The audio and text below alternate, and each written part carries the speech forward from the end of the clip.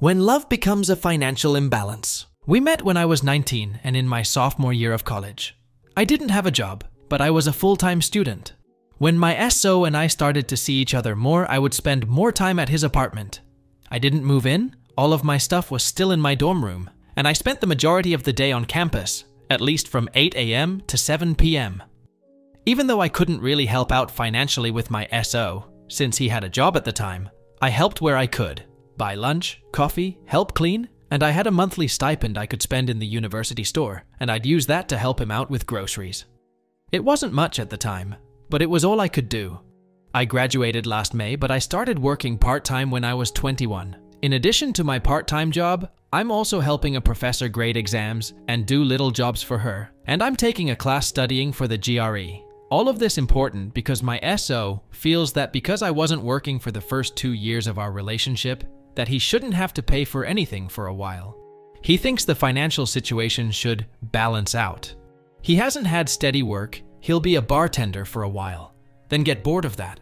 Then he'll work in retail or food for a few months and go back to bartending. He seems to have a new job every 7 months. He's able to find work easily because he's so charismatic, but he'll eventually get bored and will want to do something different. He no longer pays me half of the rent. We've been living together for a year now. But not paying rent wasn't enough to balance things out for him. He only buys groceries for us once or twice a month, which is usually milk, beer, and steaks. This has been going on for about 4 months now, or about $2,000 in rent. I can barely afford this. It's why I took a second job helping an old professor out. She's paying me very well, and it's helped me make ends meet.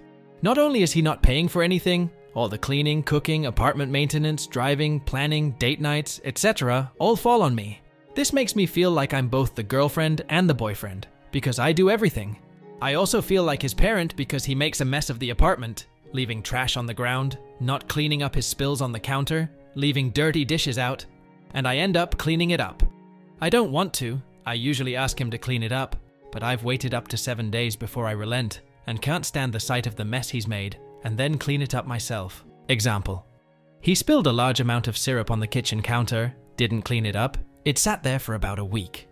Every day I asked him to clean it up. I even laid out a sponge and some cleaning spray by it. I got sick and tired of it and cleaned it up myself. I'll ask him to do simple chores while I'm out at work, like take the garbage out. It's a 2-minute walk to the dumpster in our apartment. He'll agree to do it. When I come home from work, it will still be there. I ask him to take it out the next day. I'll come home, still there. I'll ask yet again. He'll get angry and says he's going to do it. This keeps up until the garbage is fucking disgusting. It's leaking and smells bad. I have asthma, and garbage fumes can sometimes make me wheeze, so I take out the garbage. There was one time where the garbage pile grew to about 3 bags. It smelled terrible. Shit was leaking. It was probably hazard. He didn't take it out, even though he said he would every day, and I eventually had to take it out. I know this sub doesn't like enabling, but I don't think most subscribers take into consideration the horridness of liquids that eke out from a garbage bag. He'll get mad at me for taking out the garbage and claim, "But I was just about to do that. Why didn't you let me take it out?" Sometimes I think he purposefully does things to make the bills higher than they should be. We've been having weird weather in my region, so it's been going back and forth from cold to warm. He's turning the AC to low temperatures when it's warm, and turning the heat way up when it's cold. Like the AC will be on 64F and fucking freezing when I get home sometimes, or he'll crank the heat up to 74F and it will feel like an inferno in the apartment. He'll also just turn the shower on when he goes to poop because he likes how it feels, the warm steam. I'll ask him repeatedly to keep the thermostat at a reasonable temp to save money and to not waste water. He usually responds by saying that the water bill is never that high and he wants to be comfortable temperature-wise, which is apparently either Arctic or magma. He'll also take advantage of my kindness. Money is tight right now, but I still want to go outside and try to frugally have fun, which is possible. There is a chain restaurant within walking distance of our apartment. If I'm feeling rich, which is rare these days, we'll go there for a snack and a beer. I tried planning a date night for Valentine's Day to said restaurant. I told him that we can go out, but only if we just stick to an appetizer or an entree under $12 and only have 1 or 2 of the beer special that night. He ended up complaining that it should be more romantic. We should have gone to a nicer place, that we shouldn't have to stick to such a low-value venue. I said I was sorry, but I couldn't afford anything nice. He ends up getting an app, the most expensive entree, several top-shelf lids, and a dessert. I just had an app and one beer. The check came, and it was more than I could afford. I asked him to help out. He gave me about $20 and told me I had to get the rest. I used the little cash I had on me and my card to pay for it all. Every time I bring up the money issue, he always goes back to the point that when we first started to date, he paid for almost everything, and that it's only fair that he doesn't have to pay for anything now. Is this right? I know he did pay for a lot the first 2 years we were together, but that didn't include him paying for my rent, utilities, groceries, etc. He's also started to smoke in the bathroom, but denies it. I know he's smoking in there because whenever I take a shower, I see beads of tar on the once white walls, which are not starting to yellow. I can see ash in the toilet, trash can, and sink. Oh, it also smells like cigarette smoke in there. And I'm an asthmatic, so it's now hard for me to breathe in the bathroom. I've pointed out all the proof I've seen to him, and he has an excuse for it all. He was just emptying out the ashtray from the porch in this trash can, and some of it accidentally got into the toilet or sink. He claims that the beads of tar I see on the walls are just from cheap paint, and that it's actually the steam from the shower that's making the walls start to yellow. He'll also try to convince me that the bathroom walls have always been painted a light yellow. The hair that broke the camel's back was our most recent argument. We were talking about our future wedding. 2 friends of mine got married a few months ago, and we started to talk about how nice their wedding was and how they were able to pay for it. He told me, "You know, the bride's parents traditionally pay for everything." The comment blew me away. I responded with, "That may be traditional, but it's not common anymore. My parents can't afford a wedding. Bob and Jane paid for most of their wedding, and their parents chipped in." He got mad at this statement and said his mom isn't going to pay for our wedding, and that the cost should be on my and my parents' shoulders to bear. I don't know what to do. I feel like it's balanced now. He's been living for free, eating for free, using water and electricity for free, hasn't had to drive us anywhere, and he's had my free maid service and chef service for 4 months now. Everything was great before he decided to do this. We rarely fought until he felt the need to not pay for anything. And I know he has a job because I've visited him multiple times while he's working. He'll invite a co-worker of his over to our place on occasion as well. Update so. Things have happened rather rapidly since Tuesday.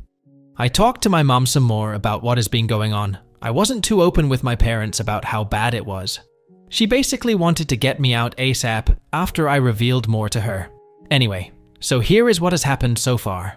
Apartment. It's in my name. The lease is up in May. I talked to my landlord about the situation a bit. Basically, they can't force him out because there's no official reported criminal activity. He has 30 days to leave. It would also be more expensive for me to break the lease than to pay out for the next 2 months, which really sucks. March's rent has already been paid, leaving April and May left. The penalty charge is 3 months' rent, and they can't do anything else. However, I did choose an option to put my apartment on market, which basically means they can start showing my apartment after dipshit's 30 days are up. So he'll have no choice but to leave after that. If they happen to find someone to take the apartment before May 1st, I don't have to pay that month's rent. They did copy all the documents and everything I signed, and a note for him about getting out in 30 days. I left that in the apartment for him. Since his name wasn't on anything, he didn't need to sign anything or be present. Jobs? First job. I talked to my manager. She was very understanding and was able to start a transfer to a different store near where my parents live. My parents live an hour away from the apartment, BTW.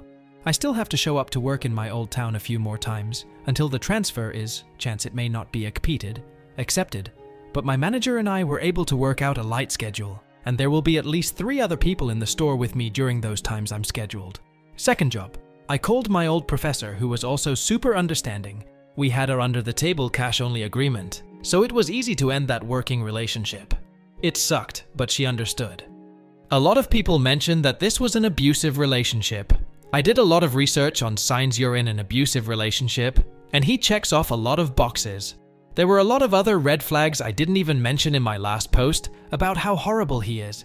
This was a huge eye-opener for me, and I realized the level of danger I was in by being near him. Unfortunately, the revelation I've had has also caused me to feel incredibly depressed, even more so than I felt before. I'm trying not to blame myself for how horrible things have gotten, but it's really hard. I can't help but think that I shouldn't have gone this far in the relationship, and that I've permanently damaged myself.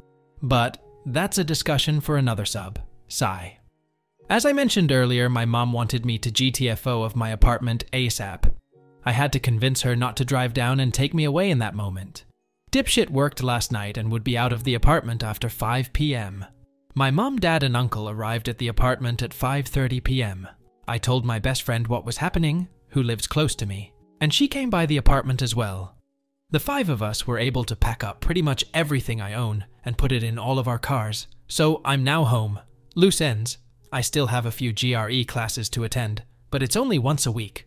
Hopefully the transfer will be approved for my old job. I'm still scheduled to work a few days for the next 2 weeks in my old town, but it's extremely light. And as I mentioned, multiple people will be in the store with me. I won't be alone at any point. Anything else I need to discuss with my landlord can be handled over the phone, email. I've signed the appropriate documents. I'll likely have to pay damages after the lease has officially ended. Dipshit. He called me late last night after he got off work and was obviously confused and angry. I refused to tell him where I was, which just pissed him off more.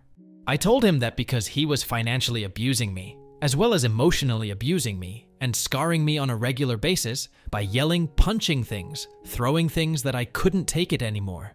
That I deserved better, that he was a horrible person, that I didn't love him anymore, etc. Well, he stopped being angry and turned on the waterworks. He apologized profusely. He begged me to come back to him.